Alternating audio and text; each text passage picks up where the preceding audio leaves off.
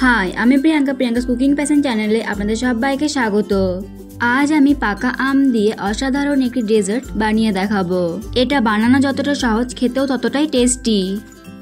তাহলে দেরি না করে দেখে নিন আমার আজকের রেসিপিটি। এখানে আমি একটা পাকা আম নিয়েছি, আমের খোসা ফেলে দিয়ে ছোট ছোট টুকরো করে কেটে নিয়েছি। এবার একটা মিক্সির জার নিয়েছি, মিক্সির জারের মধ্যে দিয়ে দিচ্ছি কেটে রাখা আমের টুকরোগুলো।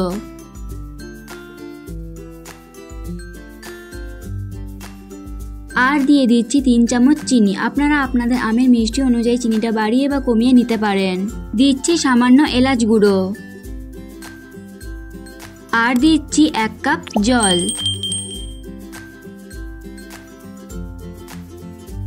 এবার একটা স্মুথ পেস্ট বানিয়ে নেব। ভালোভাবে পেস্ট করে নিয়েছি। নিয়েছি 1 কাপ সুজি। এবার এই সুজিটা গুঁড়ো করে নেব।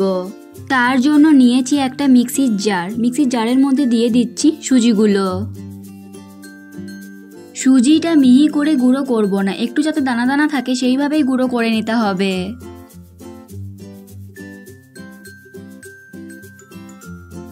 প্রথমে আমি গ্যাসে একটি প্যান বসিয়ে দিয়েছি, দিয়ে দিচ্ছি 2 চামচ সাদা তেল। তেল গরম হলে দিয়ে দিচ্ছি সুজি।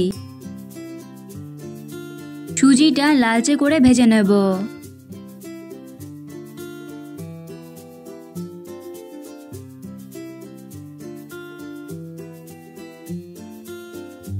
তিন 4 মিনিট সময় ধরে সুজিটা ভালোভাবে ভেজে নিয়েছি।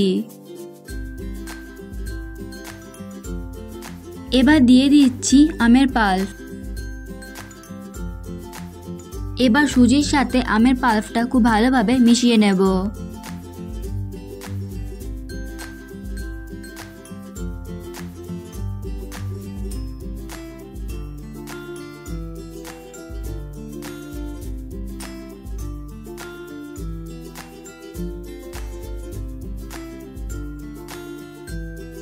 প্রায় 3-4 মিনিট সময় ধরে এটা নাড়তে নাড়তে রান্না করলাম।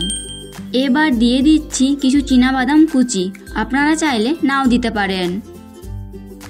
সব উপকরণ ভালোভাবে মিশিয়ে নেব। আপনি যদি চ্যানেলে নতুন হয়ে থাকেন তাহলে ভিডিওটি দেখতে দেখতেই আমার চ্যানেলটি সাবস্ক্রাইব করুন এবং পাশে থাকা বেল আইকনটি অন করে দিন আরও নতুন নতুন ভিডিওর আপডেট পাওয়ার জন্য। এটা নাড়তে নাড়তে আরও 3-4 মিনিট রান্না করে নেব, তবে গ্যাসটাকে মিডিয়াম ফ্লেমে রেখে। আম সুজির হালুয়াটা তৈরি হয়ে গেছে। আমি এর থেকে বেশি আর ঘন করব না, কারণ হালুয়াটা নামিয়ে ঠান্ডা করে নিলে আরেকটু ঘন হয়ে যাবে। এবার আমি আম সুজির হালুয়াটা গ্যাস থেকে নামিয়ে সার্ভ করে নেব। এবার ওপর থেকে কিছু কাজু কুচি দিয়ে গার্নিশ করে নিচ্ছি। আপনারা চাইলে হালুয়াটা ঠান্ডা করেও বরফি আকারেও কেটে নিতে পারেন। এই রেসিপিটি আপনাদের কেমন লাগলো অবশ্যই কমেন্ট করে জানাবেন। ভালো লেগে থাকলে লাইক এবং শেয়ার করবেন। আজ এই পর্যন্তই।